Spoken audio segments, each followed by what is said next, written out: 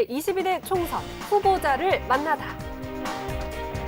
네, 제22대 국회의원 선거를 앞두고 우리 지역 후보자들 한 분씩 만나보고 있습니다. 자, 이 시간에는요, 원주 갑 지역구 국민의힘 박정아 후보와 함께 이야기 나눠보겠습니다. 후보님 어서 오세요. 안녕하세요, 청취자 여러분. 오랜만에 뵙습니다. 네, 반갑습니다. 자, 먼저 우리 청취자분들께 좀 인사 한 말씀 해주실까요? 새삼스럽게 예. 한 1년 8개월 만에 또 선거를 치르게 됐어요. 지난번 여러분들 성원해 주셔서 국회의원 임기를 시작했는데 사실상 그동안 이제 밑그림을 그려왔다면 이제 진짜 본격적인 시작입니다. 여러분과 함께 호흡하면서 그려왔던 원주의 모습, 대한민국 정치개혁의 모습을 제가 여러분들이 다시 신임해 주시면 열심히 개척해 나가도록 하겠습니다. 성원해 주세요. 네. 이전까지는 좀 밑그림을 그려왔다면 이제는 본격적으로 채색을 할 시간이다. 그렇죠. 심화학습 단계에 이제 들어가는 겁니다. 이렇게 좀 얘기를 해주셨는데 굉장히 일찍이 공천을 확정 지으면서 요즘 바쁜 나날들을 좀 보내고 계실 것 같은데 어떤 일정들 소화하고 계실까요? 거의 살인 일정이에요. 살인 일정인가요? 살인 일정. 그러니까 일상적으로 아시는 것처럼 아침에 이제 출근길 인사하고 각종 행사에도 가서 인사를 드리고 그다음에 나름대로 저를 성원해 주시는 분들 또 소그룹별로 만나 뵙고 저녁 인사하고 막 이런 일정을 보내고 있습니다. 그리고 또 선대위 그 공보단장을 맡아가지고 일주일에 한 2번 정도 또 오전에 선대위 회의를 또 다녀오고 그래서 좀 가끔 TV나 신문 보시면 제 명의로 이렇게 논평도 계속 나가고 네. 지금 당 선거를 좀 이끌어가는 것도 하고 있어요. 그래서 1인 2역 하고 있습니다. 그렇군요. 네. 그러면 좀 개인적으로 궁금한 게 하루에 몇 시간씩 주무신 그런 게 잠은 많이 못 자요. 잠은 많이 못 자는데 원래부터 제가 잠이 많지는 않아요. 그리고 늦게 자더라도 새벽에 한 5시면 일어나는 습성이 있어서 크게 활동하는데 어려움은 없습니다. 다만 이제 집에 들어가면 일정 끝나고 집에 들어가면 그냥 바로 자죠.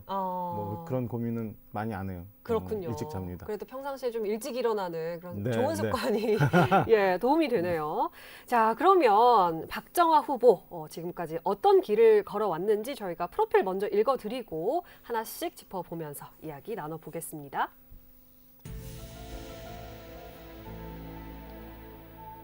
원주에서 나고 자란 박정아. 미래를 고민하던 시기 그는 자신의 길이 정치라는 것을 깨닫고 입문하게 됩니다. 인천광역시장 비서관으로 시작해 이명박 정부 청와대 대통령 비서실 대변인, 그리고 제주특별자치도 원희룡 전 도지사가 발탁한 정무부지사로 제주의 변화를 이끌어낸 주역으로 또 평가받고 있죠. 그야말로 탄탄한 정치 경력을 하나씩 쌓아가게 되는데요. 여기에 각종 시사 프로그램 정치 패널로 활동하면서 다양한 정치 비전을 제시해 왔습니다. 이렇게 전국구로 능력을 펼치던 그가 고향으로 돌아왔습니다. 2022년 재보궐선거에서 당선된 박정아. 중앙 정치권과의 탄탄한 유대를 강점으로 다시 한번 국회 입성을 노리고 있습니다. 과연 원주시의 민심은 박정아 후보에게 향하고 있을지 오늘 낱낱이 들여다보겠습니다. 내용도 좋지만 나레이션이 더 훌륭했습니다. 감사합니다. 멋있었습니다. 예, 아니 프로필이 이렇게 꽉꽉 찰 정도로 굉장히 다양한 일들을 많이 하셨습니다. 전국구죠. 예, 먼저 어떻게 정치에 그렇게 난 좀 정치가 길이 맞는 것 같다 이렇게 판단을 하셨을까요? 그런 건 아니었고 제가 대학원 졸업하고 난 다음에 그 컨테이너 물류 체계를 연구하는 국책연구원에 들어가 있었어요. 그래서 이제 굉장히 볼륨이 두꺼운 그 연구 보고서를 이렇게 매년 썼었는데 그거 하다 보니까 그거 말고 딱 한 장짜리 보고서를 쓰더라도 정말 국민들, 시민들한테 실생활에 영향을 미칠 수 있는 그런 일을 해보고 싶다라고 해서 생각하다가 이 정치라는 곳에 흘러 들어오게 된 겁니다. 와, 그렇군요. 뭔가 운명적으로 이렇게 연구 보고서를 쓰시다가 그렇나 봐요. 그러니까 95년도 우리 첫 지방선거인데 서울시장 선거에서 당시에 이제 박찬종 후보하고 일을 하면서 제가 정치권에 들어왔어요. 그 이후에 우리 국민의힘 계열의 정당에 입당해서 대선, 총선 여러 번 겪어오면서 실질적으로 제 선거는 이제 2016년에 원주에서 경선을 해서 공천을 받지 못한 경우가 있었고 20년도에 갑자기 공천 받아서 처음 여러분한테 인사드리게 됐었죠. 그리고 22년 재보궐선거에서 이제 국회의원에 당선이 되고요. 예.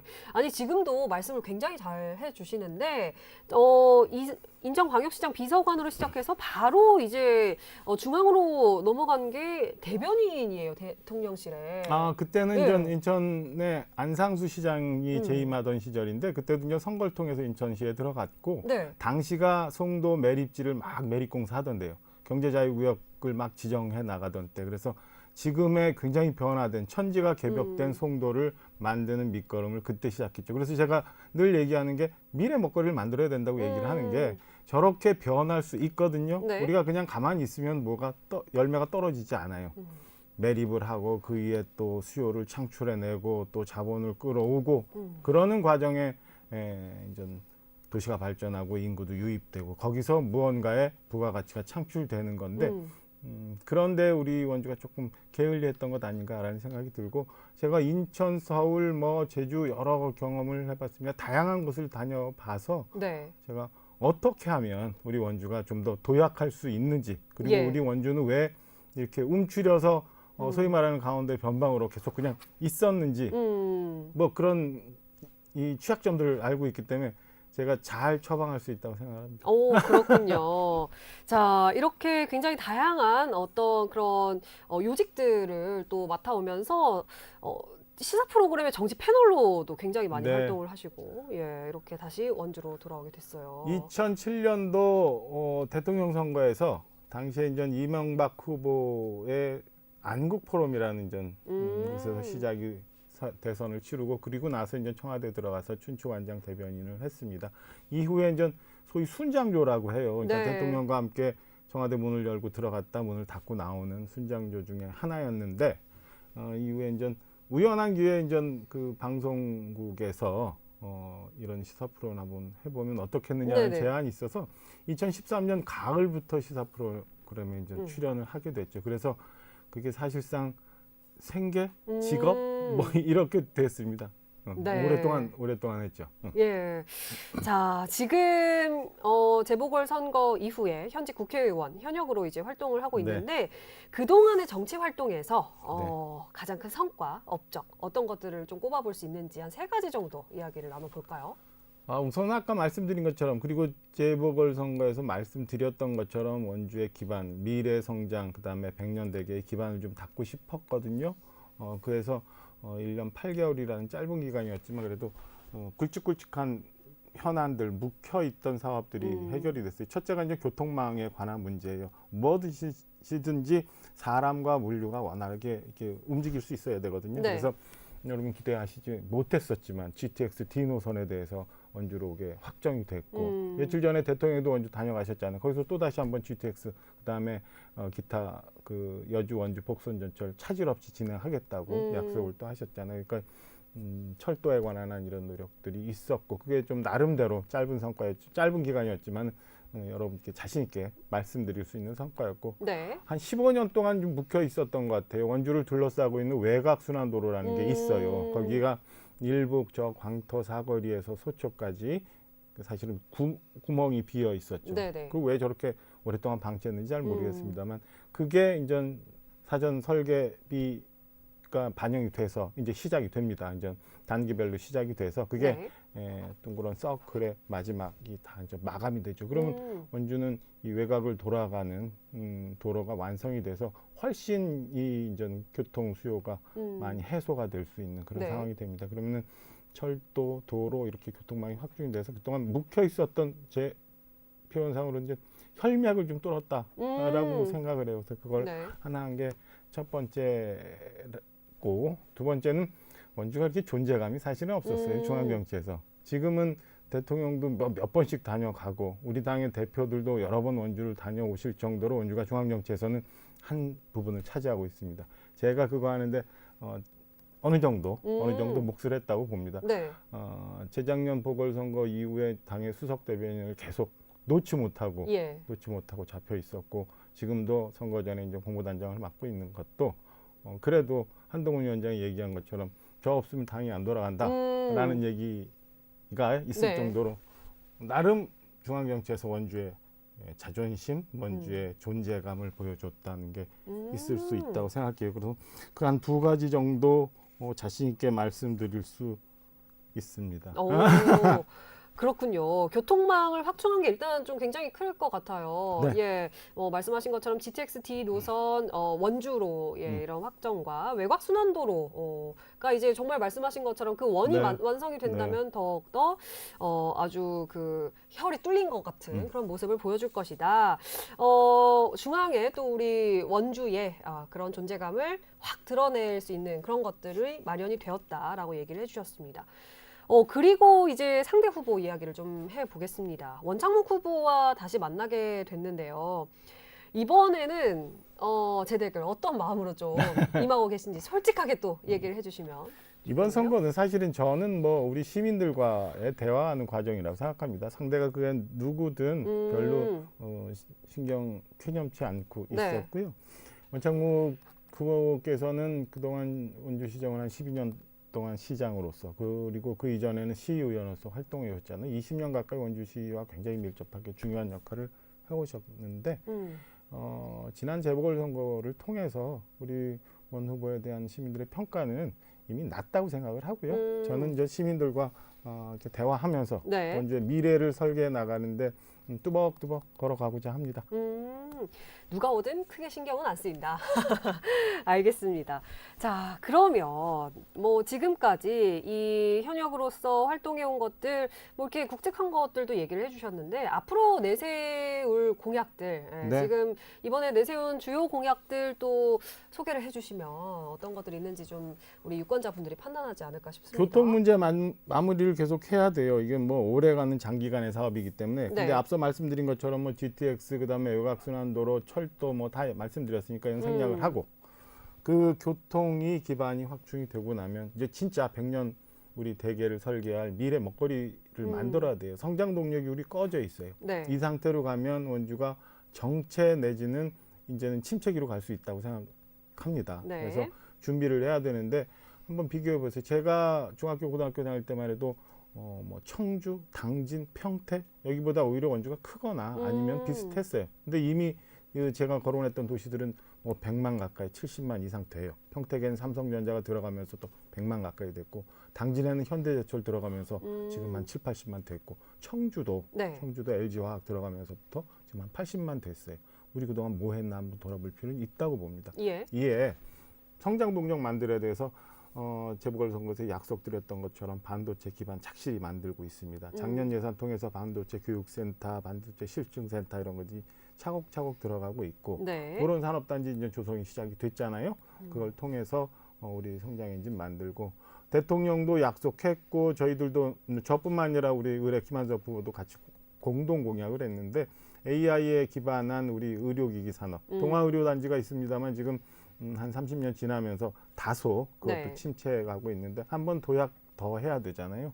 이를 통해서 반도체, 그다음에 이 의료기기 등등을 중심으로 해서 한 단계 더 업그레이드 돼서 원주를 먹여 살릴 수 있는 성장 동력을 만들고자 합니다. 이게 교통망과 함께 중요한 약속이고요. 세 번째는 우리 애들이 학교 다니기 너무 어려운 것 같아요. 그래서 교육특구로 시범직으로 지정이 됐는데 이걸 기반으로 해서 원주가 정말 대한민국 최고 가는 교육환경, 보육환경 만들고자 합니다. 그리고 현대미술관 분원을 원주에 유치하고 기업도시하고 혁신도시 어린이공원을 좀 조성하려고 합니다. 이래서 우리 아이들이 그다음에 이 문화생활 이런 것들을 다 향유할 수 있도록 제가 이제 준비를 하려고 합니다. 그래서 처음엔 교통, 그다음에 미래 먹거리에 따른 성장 동력 확보, 그리고 문화 이런 것들을 챙길 거고요. 마지막으로 도시 기반이 마저 완성되지 못했어요.